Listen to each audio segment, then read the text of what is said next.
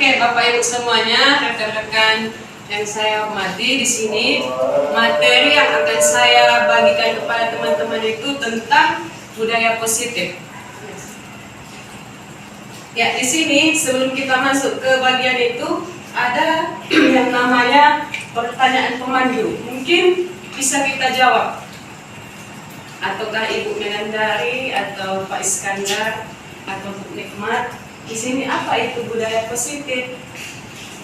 Ya, Bu. Ya.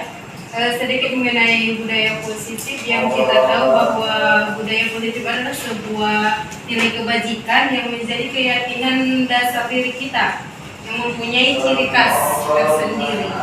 Ya. Nah, kalau untuk di sekolah, karena yang di sekolah kan penyampaian, maka kalau di sekolah dia itu menjadi nanti anak-anak itu bisa bertindak, berpikir kritis dan mencipta sebagai proses pembelajarannya. Ya, betul sekali ya. Ternyata budaya positif itu pembahasannya sangat luas.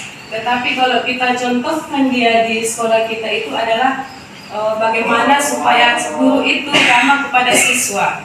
Segitu juga sebaliknya siswa ramah kepada gurunya. Tapi bukan hal itu saja. Coba next. Lagi. Ya, terus.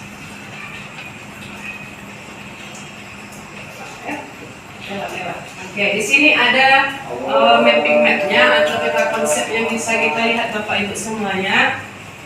Nah, di sini sebelum sampai ke budaya positif itu, ternyata filosofi yang pertama sekali menyampaikannya adalah yaitu Bapak Ki Hajar Dewantara. Seperti yang kita ketahui, Bapak itu merupakan tokoh pendidikan, iya kan Bapak Ibu?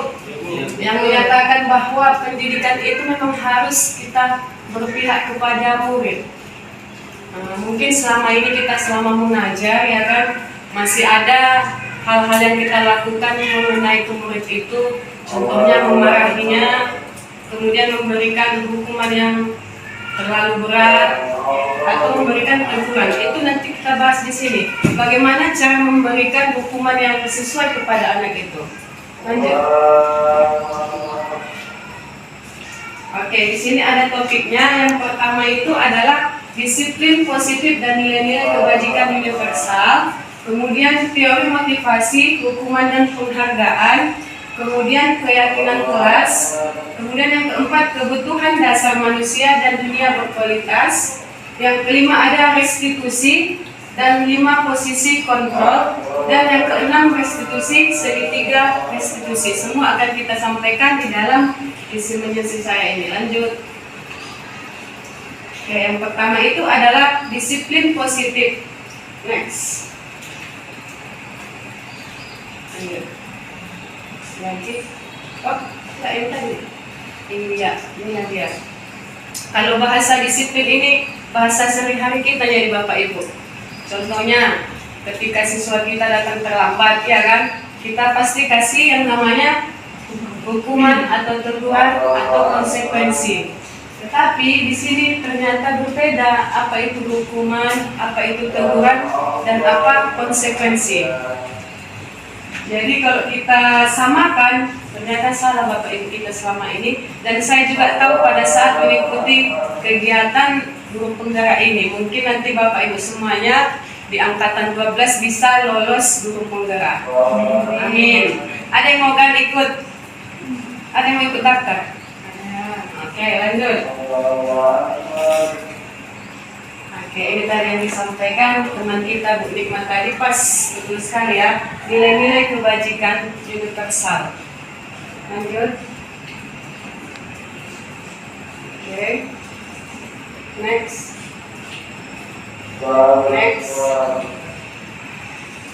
Oke, ini dia. Nah, di sini bisa kita lihat nilai-nilai kebajikan yang ingin dicapai oleh setiap anak Indonesia yang kita kenal dengan profil belajar Pancasila. Ini kurikulum Merdeka, udah sering kita dengar tentang profil belajar Pancasila itu, yang dimana ada 6. Yang pertama beriman, bertakwa kepada Tuhan Yang Maha Esa dan berakhlak mulia. Kemudian mandiri, bernalar kritis, kebinekaan global, bergotong royong dan kreatif. Inilah yang akan kita capai nanti dalam kegiatan proses belajar kita, terutama di kelas 10 di SMK Al-Ma'arif. Next. Ya, materi keduanya adalah teori, motivasi, hukuman dan penghargaan dan restitusi.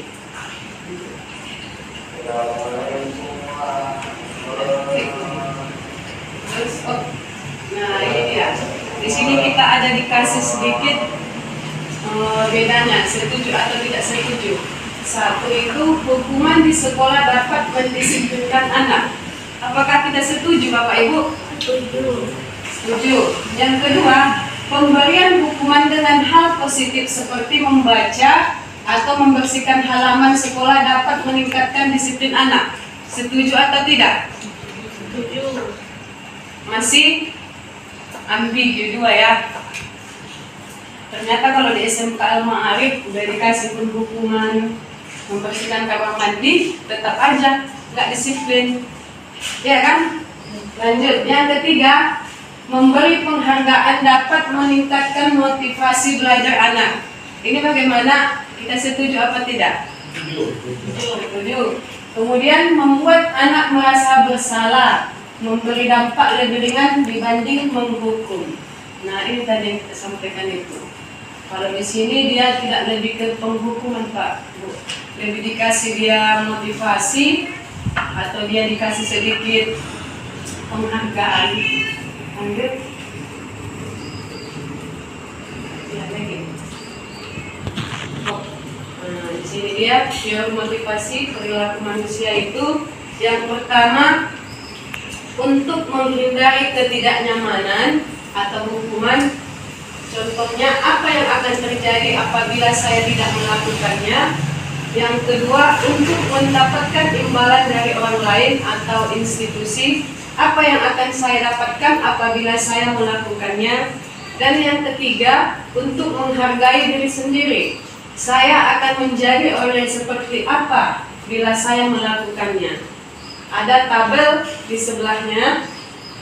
Jadi kalau yang nomor 1 itu dia masuk ke motivasi eksternal, yang kedua motivasi eksternal, dan yang ketiga motivasi internal atau disebut tujuan disiplin positif. Lanjut. Ya, ini dia. Ini foto dari Bapak Ki Hajar Dewantara, pokok pendidikan kita, di mana dia menyatakan merdeka itu artinya tidak hanya terlepas dari perintah, akan tetapi juga cakap buat memerintah diri sendiri. Nah, maksudnya di sini kira-kira apa ya, Pak, Ibu? Dimulai dari diri. Maksud dari Bapak itu untuk mendisiplinkan anak itu berarti kita sendiri dulu harus disiplin. Itu maksudnya kan? Next. Iya. Lanjut. Lanjut. Lagi. Next. Lagi. Nah, ini dia. Ini contoh pengakuan atau apresiasi kebajikan. Pembukanya, kemarin saya perhatikan nilai kebajikannya, rasa empatimu besar sekali. Kemudian situasinya pada saat menolong murid baru di kelas kita. Yang kedua, saya menghargai.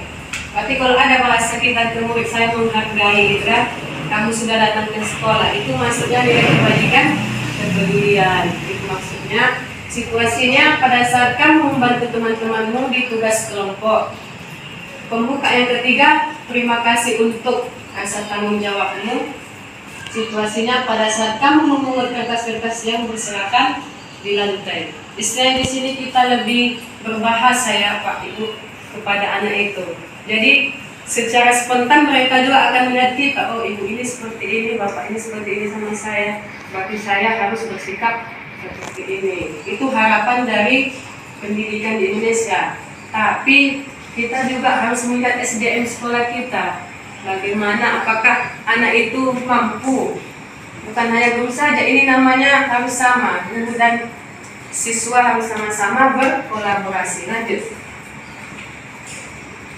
Ya, ini kita cek dulu. Tindakan guru. Yang pertama itu mencatat 100 kali di dalam buku kalimat saya tidak akan terlambat lagi karena terlambat ke sekolah. Itu termasuk hukuman atau konsekuensi? Oke, kita bilang dulu hukumannya, kita cek nanti. Yang kedua, lari mengelilingi lapangan basket 2 kali karena terlambat hadir di sekolah. Hukuman atau konsekuensi? Ya. Murid diminta untuk push up 15 kali. Hukuman apa? Konsekuensi. Hukuman. Iya. Menggantikan kertas tugas teman yang telah dicoret-coret. Ya. Membersihkan tumpahan air di meja tulis karena tersenggol pada saat belajar. Hukuman atau konsekuensi? Meminta murid tidak mengenakan sepatu seharian di sekolah karena tidak menggunakan sepatu hitam maksudnya. Oh, ini hukuman atau konsekuensi. Lari mengelilingi lapangan basket 2 kali karena terlambat 10 menit pelajaran PJOK. Hukuman. Oke, lanjut kita lihat jawabannya. Apa itu semuanya? Iya, seperti itu. Nah, ini ya. Benar semua. Siapa yang benar tadi, Bu Megan? Iya. Tepuk tangan. Nah, itulah Bapak Ibu semuanya tentang hukuman dan konsekuensi. Berarti kita nanti udah bisa menerapkannya di sini, terutama siswa yang sering terlambat dan cara berbicara kepada guru itu seperti apa, ya kan? Next. Nah, oke, lanjut.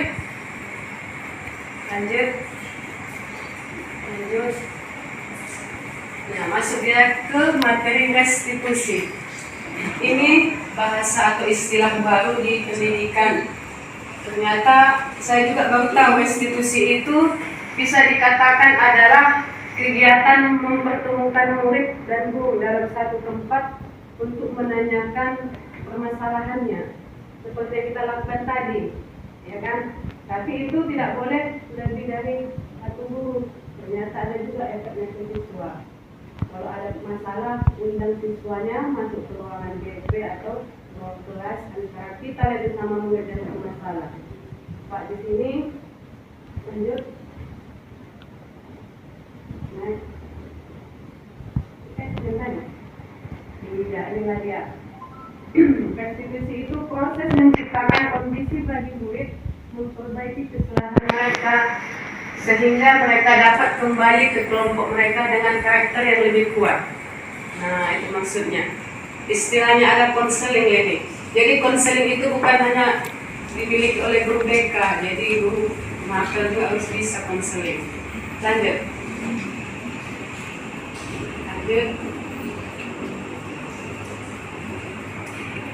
Ya. Oke, ini Bapak Ibu ada ciri-cirinya. Ada 9 ciri-ciri dari restitusi itu. Belajar dari kesalahan, bukan menebus kesalahan. Yang kedua, memperbaiki hubungan. Yang ketiga, menawarkan, bukan memaksa. Nah, yang keempat, restitusi diri adalah cara terbaik. Yang kelima, menuntun untuk melihat di dalam diri. Yang keenam, mencari kebutuhan dasar yang mendasari tindakan. Kemudian berfokus pada karakter bukan tindakan. Yang kedelapan, berfokus pada solusi. Ini yang kita cari, solusi. Kemudian mengembalikan murid yang berbuat salah kepada kelasnya atau kelompoknya. Seperti yang sudah kita coba tadi. Walaupun murid itu tadi agak sulit kita taklukkan, memang itulah dia, itulah yang harus kita lakukan, solusi.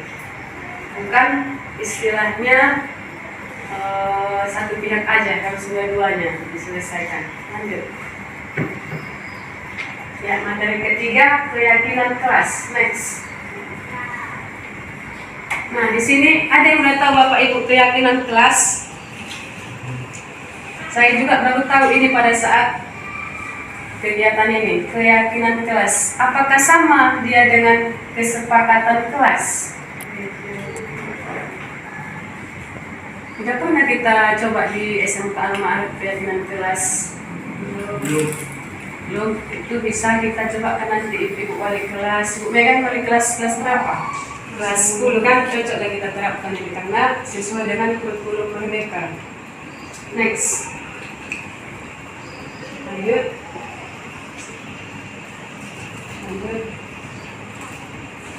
Iya, di sini dia peraturan. Bisa dibaca semuanya. Coba klik panel kanan. Biar muncul yang ini. Klik yang tadi. Ya. Oke. Tadi satu lagi. Oke, nah ini dia. Kalau peraturan itu kan selalu kembali ke buku. Selalu kembalikan buku ke tempatnya. Kalau keyakinan itu tanggung jawab. Itulah yang kita pakai. Iya, itulah yang sulit nanti pas prakteknya. Tapi nggak ada bahasa, tidak bisa katanya, harus dicoba. Lanjut. Ya, ini kita lihat budaya positifnya. Berarti lingkungan mendukung sekolah kita ini untuk belajar yang aman dan nyaman. Kalau menurut saya mendukung, ya kan? SDM murid kita yang harus kita ubah cara bersikapnya. Keyakinan kelasnya atau peraturan kelas itu bisa mendukung nanti kita laksanakan.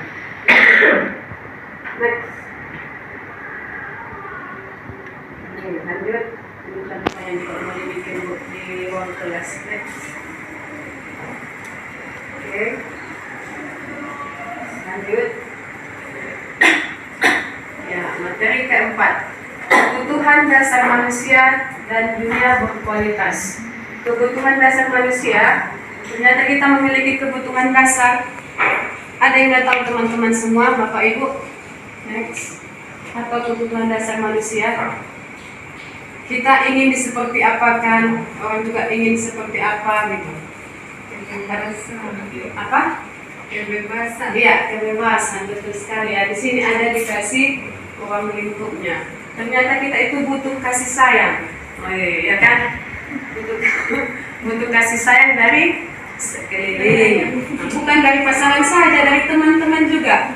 Dari atasan, dari rekan kerja. Kemudian penguasaan juga kita butuhkan. Kemudian kesenangan dan kebebasan. Inilah yang ada pada anak kita, pada murid kita nanti.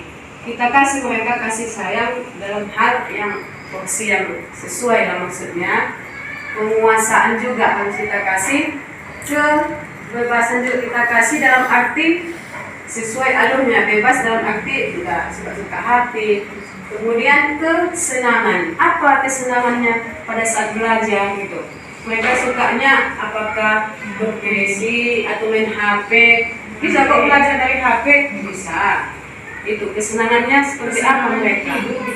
Kalau tidur itu mandi. Nah, itu. Oke, bisa kan? Next. Oke, lanjut.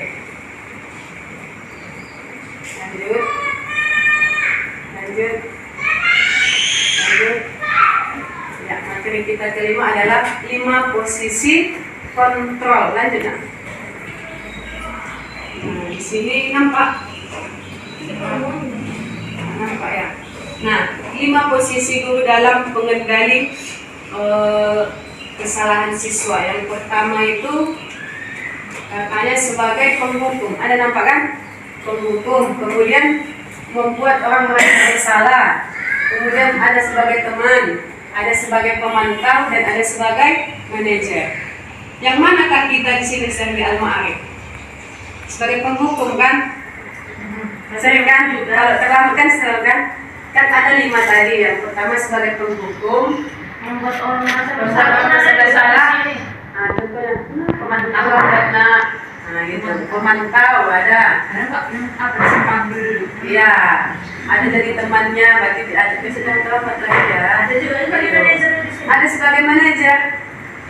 Di mana lah posisi manajer ya kan? Tapi lebih sering kita penghukum kan? Cepatlah dulu apa? Surya, terlambat kau. Pergi dulu cuci apa sana. bisa kan? Lanjut. Ya, next. Oke, kita coba dulu. Sedikit latihannya, pernyataan-pernyataan. Saya kecewa sekali dengan kamu. Siapa yang menyatakan? Kalau ada bahasa kita ke murid, saya kecewa sama kamu, Rina. Kamu seperti itu berbahasa kepada Bapak Pandawa. Itu membuat si anak merasa bersalah. Yang kedua, kalau dia memiliki ini ya, lanjut. Kamu tidak pernah benar melakukannya. Apa kira-kira, coba? Pendukung. Yang ketiga, ayolah, lakukan ada di Bapak. Lanjut. Sebagai teman. Kemudian, apakah kamu mau mendapatkan striker bintang hari ini? Coba. Pemantau.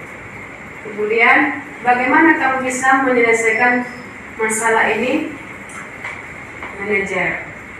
Yang keenam, kamu selalu yang paling terakhir. Apa? Penghukum. Nah, itulah dia. Next.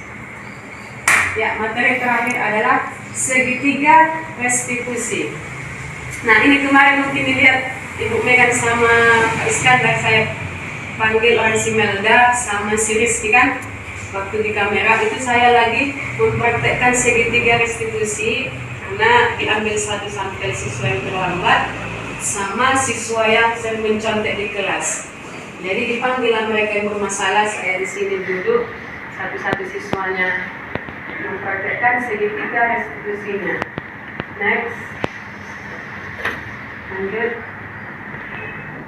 Nanti ada cara-caranya. Ini dia.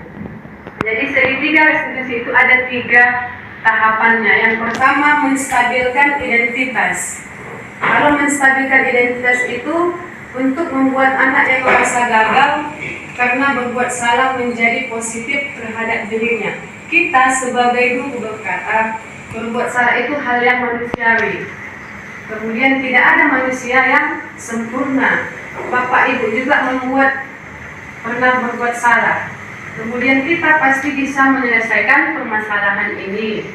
Nah, sampai yang terakhir, kalau kamu menyalahkan diri kamu sendiri terus, apakah kamu bersikap baik pada dirimu sendiri? Itu masuk ke dalam menstabilkan identitas. Next. Nah, yang kedua, validasi kebutuhan. Di sini, di validasi ini kita bahasanya atau kalimatnya, kamu bisa saja kan melakukan hal yang lebih buruk, tapi kamu tidak melakukannya kan, gitu. Kamu pasti punya alasan mengapa terlambat. Nah, itu dia. Jadi Serina punya alasan kenapa sering terlambat, contohnya seperti itu. Next. Alasannya sering terlambat bangun. Enggak membantu orang, ya, membantu orang tuanya. Nah, yang bagian ketiga, menanyakan keyakinan. Kita tanyakan lagi anak itu. Kemudian kita berkata sebagai guru, apa nilai yang kita percaya di kelas? Maksudnya yang sudah kita sepakati. Kemudian nilai-nilai universal apa yang telah kita sepakati? Apakah terlambat itu salah satu sikap yang positif atau negatif? Ya, yang negatif. Itu kita yakinkan kembali kepada anak-anak. Nah, di sini Bapak Ibu semuanya, tadi udah kita bahas ada 6 kan materinya. Sebelum menutup, apakah Bapak Ibu bisa memberikan refleksi tentang apa yang saya sampaikan tadi? Tujuannya, ternyata saya sudah berbagi ke teman-teman semuanya, tapi saya sudah mendapatkan satu tujuan pembelajarannya. Di sini kita bisa melakukannya nanti di sekolah perlahan-lahan, menerapkan budaya positif kita. Contohnya, ketika siswa itu sering terlambat, malas belajar, atau sering menggunakan bahasa-bahasa yang kasar, itu yang akan kita perbaiki. Solusi lah ya. Bisa Bapak Ibu ada yang bisa menyampaikan refleksinya? Boleh. Ibu Aisyah juga boleh, Ibu Esra, Pak Iskandar, Ibu Megan, boleh juga. Nah, di sini ada penutupnya. Mari Bapak Ibu guru kita mencoba budaya positif di sekolah. Mulailah dari diri kita sendiri. Ada? Bisa, Ibu Hikmat? Ayo semangat Bapak Ibu guru hebat. Jalan guru penggerak kita semua ya kan? Amin. Amin. Ayo. Baik.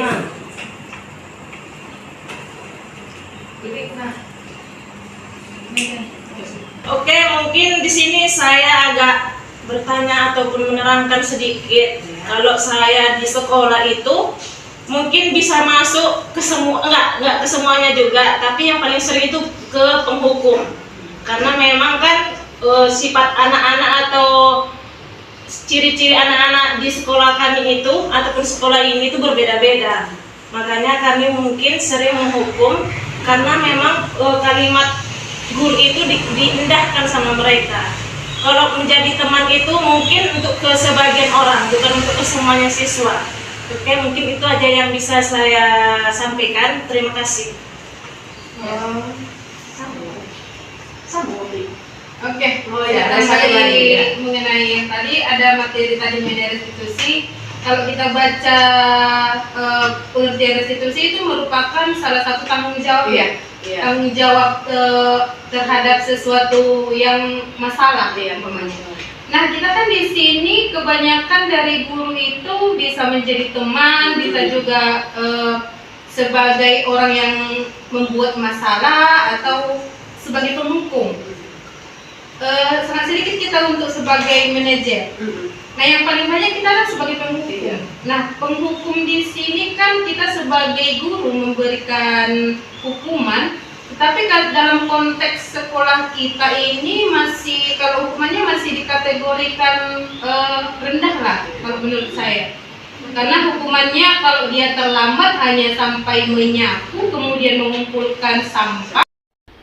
Oke, tadi mengenai penghukuman, kita sebagai guru penghukum kalau di sekolah kita kan masih kategori rendah ya menurut saya, bahwa kalau dia terlambat itu hanya sampai kita pada tahap menyuruh mengambil sampah atau menyuruh menyapu.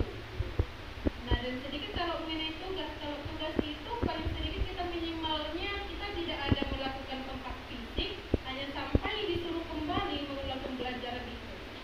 Menurut saya kalau masih kategori gurunya hanya sebagai penghukum yang sedikit itu yang minimum lah kita ucapkan, maka kalau disebut dengan identitas gagal menurut saya belum ini ya, belum memenuhi.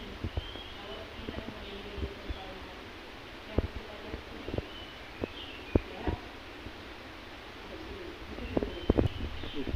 Ya, mungkin itu tadi terima kasih kepada Ibu Hikmat sama Ibu Gandai telah memberikan refleksi tentang materi budaya positif ini. Memang betul sekali di sekolah kita ini memang bentuk hukumannya masih hukuman yang sederhana dan kita tidak pernah memberikan yang namanya tindakan fisik kepada anak-anak. Walaupun terlambat, terkadang kita suruh lagi ini nyanyi nasional, tapi si siswa tidak hafal ya kan. Dan ada juga kita suruh untuk mengambil sampah, hanya hal-hal yang sederhana. Tetapi tidak menutup kemungkinan untuk anak-anak kita nanti melalui penyampaian saya ini budaya positif bisa mereka lakukan perubahan sikap. Untuk memulainya dari kita nanti mengajak mereka bersama-sama berkolaborasi. Mungkin ini dulu yang dapat saya sampaikan diseminasinya. Terima kasih Bapak Ibu semuanya telah mengikuti dengan baik. Mudah-mudahan nanti di angkatan selanjutnya teman-teman semuanya bisa mengikuti guru penggerak. Salam guru hebat. Wassalamualaikum warahmatullahi wabarakatuh. Waalaikumsalam warahmatullahi wabarakatuh. Oke.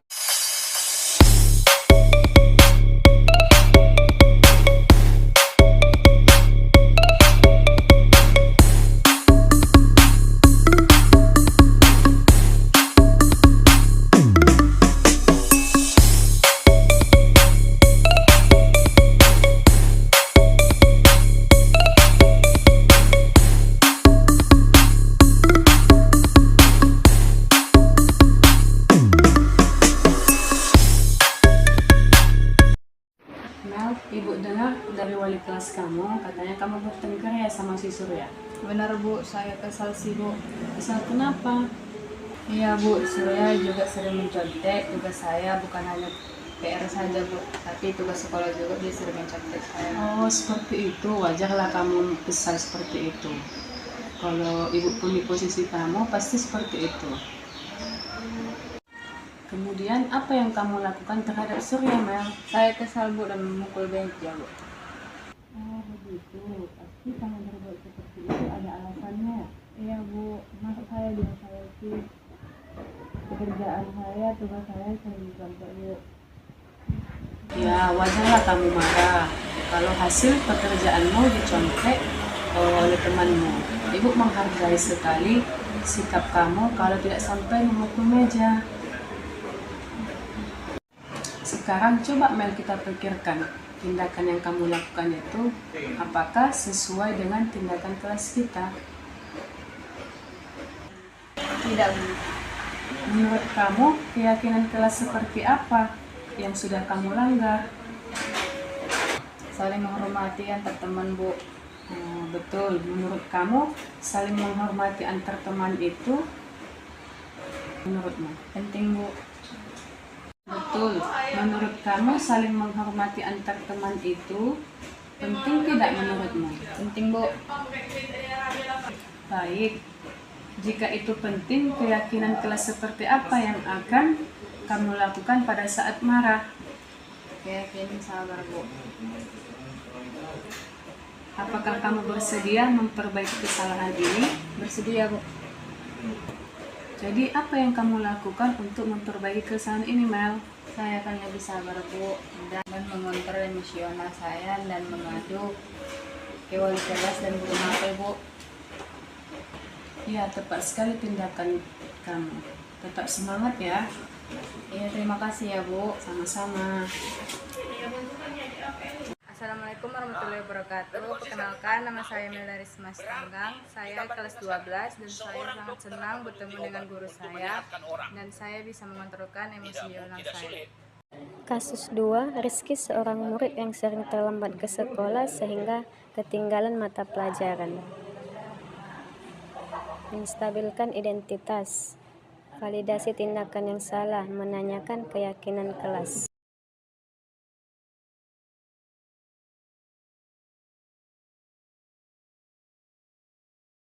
Rizky, hari ini Ibu lihat kamu terlambat lagi ya? Iya Bu. Laporan Bu Piket juga mengatakan kamu sering terlambat. Iya Bu. Sudah berapa kali kamu terlambat? 5 kali Bu. 5 kali. Iya Bu. Rizky kan tahu, terlambat itu suatu kesalahan bukan? Iya Bu. Suatu kesalahan Bu. Baiklah, itu kan salah satu bentuk kesalahan. Setiap manusia kan pasti memiliki kesalahan yang bisa diperbaiki. Bagaimana Ki, kamu bisa nggak memperbaiki kesalahan ini? Bisa Bu. Jadi Ki, apakah kamu setuju untuk memperbaiki kesalahan ini? Setuju Bu. Karena kalau kita cari solusinya. Iya Bu. Ki, sering datang terlambat. Sering Bu. Nah, kalau Ibu boleh tahu, apa alasannya kamu sering datang terlambat? Saya sering begadang Bu. Sampai larut malam Bu. Lupa tidur Bu. Sampai larut malam. Iya Bu. Kamu tahu kan keyakinan kelas yang sudah kita sepakati? Iya tahu Bu. Menurut kamu disiplin itu penting nggak? Penting Bu karena bisa membuat saya mengatur untuk jangan terlambat sekolah Bu. Dengan kamu bisa mengatur waktu, kamu sudah tahu untuk apa tujuannya. Saya sering terlambat. Saya tidak akan mengulanginya lagi Bu. Penting ya, karena dengan mengatur waktu kita bisa melakukan kegiatan sesuai dengan tujuannya. Maaf Bu, saya sering terlambat. Saya akan memperbaiki kesalahan saya dan akan mengulangi materi pelajaran lagi. Iya Ki, sikap kamu sudah baik karena telah mengakui kesalahan dengan cara meminta maaf. Menurut kamu, apa yang kamu lakukan untuk tidak datang terlambat lagi ke sekolah? Saya akan lebih cepat tidur Bu dan tidak terlambat dan tidak begadang Bu. Baik Rizky, kamu sudah tahu yang dari kesalahanmu. Jadi sekarang Ibu akan kerjasama dengan orang tuamu kalau kamu tidak datang terlambat lagi ke sekolah. Terima kasih, Bu. Assalamualaikum warahmatullahi wabarakatuh. Perkenalkan, nama saya Farid Rizky dari kelas 12. Terima kasih, Bu, atas diskusinya, Bu. Karena saya akan tidak terlambat dan terkadang lagi, Bu. Kasus 2, Rizky seorang murid yang sering terlambat ke sekolah sehingga ketinggalan mata pelajaran. Menstabilkan identitas. Validasi tindakan yang salah, menanyakan keyakinan kelas.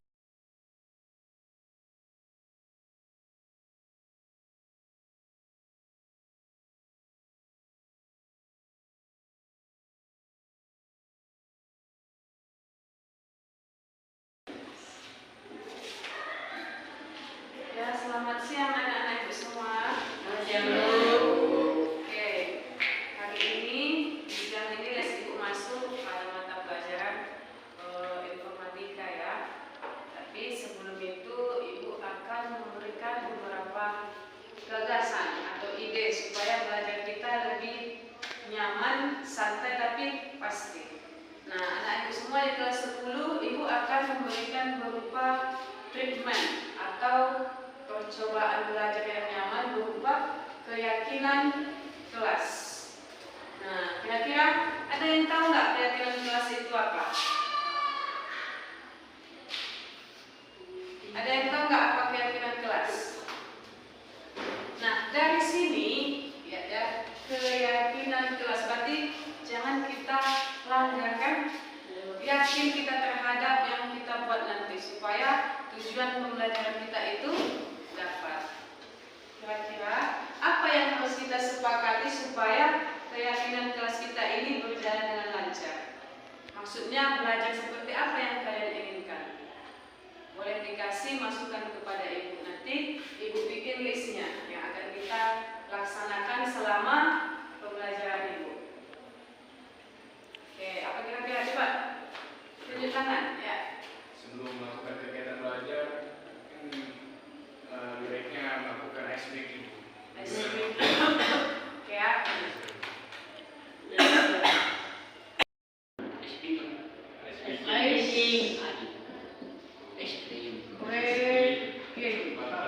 Berdoa lagi, Bu. Keyakinan kelas kita yang pertama ice breaking. Ya, yang kedua Berdoa. berdoa itu sebuah hal yang harus belajar. Tapi karena kita siang kan enggak kan. Tapi kalau les pagi ibu boleh. Yang kedua setelah ice breaking apa? Keyakinan kelas kesepakatan kita. Ayo apa mereka? Apa kira-kira? Ini dari kalian loh, bukan dari ibu. Apa?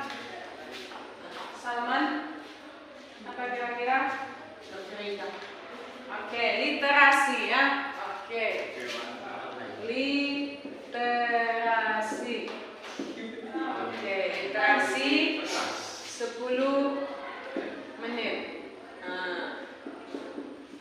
Oke, yang ketiga apa lagi? Apa lagi nak? Masih 3 loh, minimal 5. Apa kira-kira?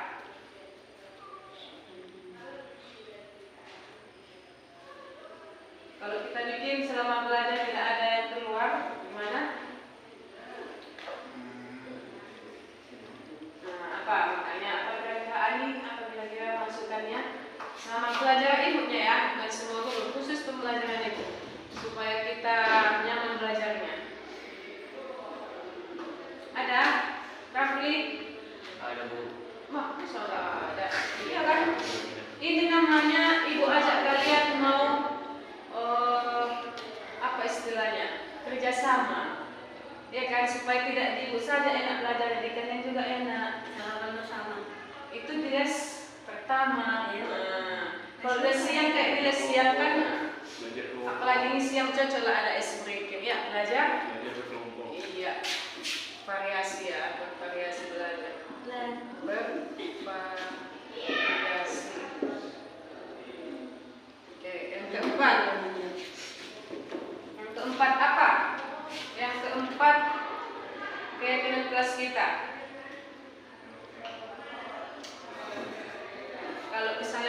masukkan ketika teman lagi berbicara.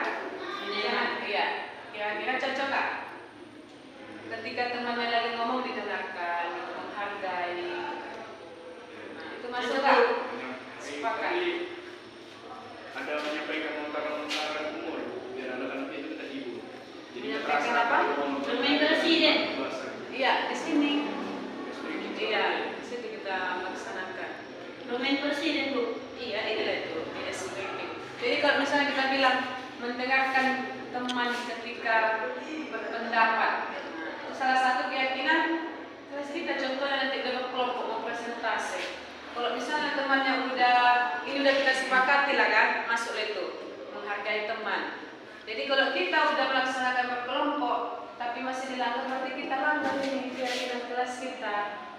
Nah, itu. Tapi kalau nggak ada di sini nggak masalah. Tapi kalau kita tuliskan di sini, bebas berpendapat ya, cocok ini. Ya, bebas Berpendapat. pendapat. Nah, satu lagi.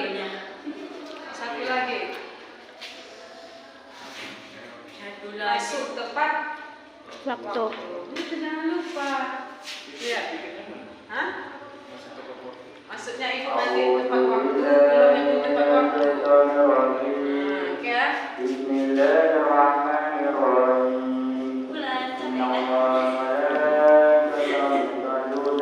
Nah, inilah dia 5 keyakinan kelas yang akan kita terapkan. Jadi, ini akan kita lakukan di pembelajaran ini. Tujuannya untuk mencapai pembelajaran yang nyaman.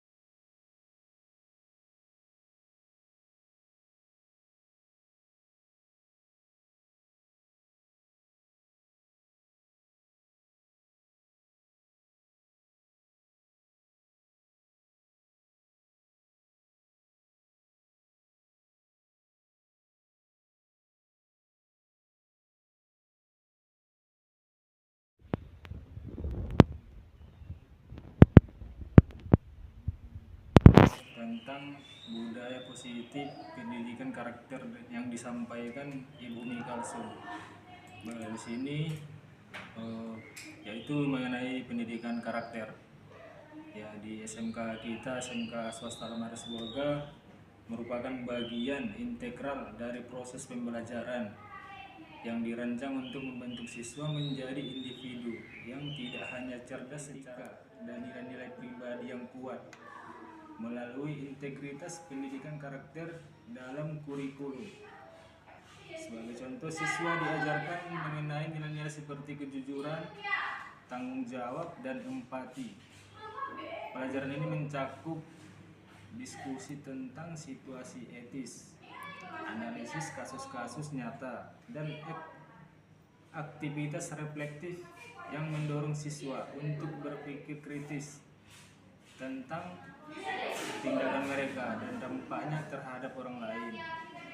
Dengan cara ini, siswa diharapkan dapat memahami dan menerapkan nilai-nilai dalam berbagai aspek kehidupan mereka, disusul dengan program pendidikan karakter, yaitu melibatkan pelatihan khusus dan seminar yang berfokus pada pengembangan keterampilan sosial dan emosional.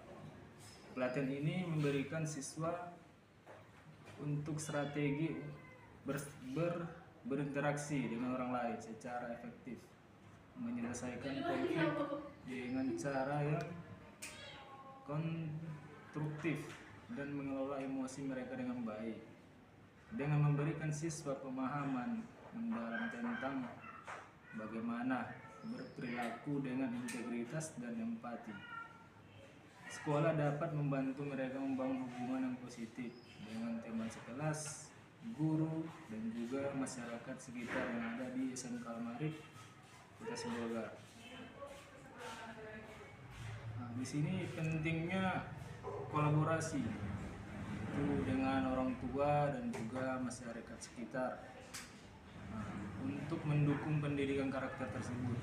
Sekolah dapat menyelenggarakan misalnya cara seminar untuk orang tua tentang cara mendukung nilai-nilai karakter di rumah, serta melibatkan mereka dalam kegiatan sekolah yang berfokus pada pengembangan karakter. Dukungan dari lingkungan keluarga dan masyarakat akan memperkuat pembelajaran yang diterima di SMK Al-Ma'arif Sibolga. Siswa menjadikan kebiasaan baik yang konsisten. Nah, dengan pendekatan yang komprehensif terhadap pendidikan karakter, SMK swasta Al-Ma'arif Sibolga dapat menciptakan lingkungan belajar yang mendukung perkembangan holistik siswa, tidak hanya mempersiapkan mereka untuk sukses di dunia akademis dan profesional, tetapi mereka juga membentuk anggota masyarakat yang bertanggung jawab dan berbudi pekerti. Dengan demikian, pendidikan karakter menjadi dasar yang kokoh untuk membangun masa depan yang lebih baik bagi siswa dan komunitas secara keseluruhan. Demikian mungkin yang bisa saya sampaikan mengenai refleksi diri, mengenai budaya positif di SMK Swasta Al-Ma'arif Sibolga. Sekian dan terima kasih.